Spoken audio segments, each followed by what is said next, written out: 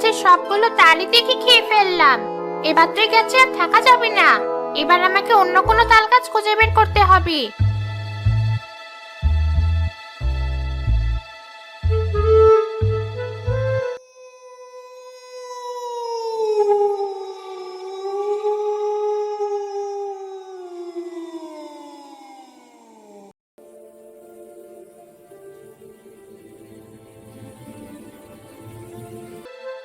আরে, ওই তো একটা তাল গাছ।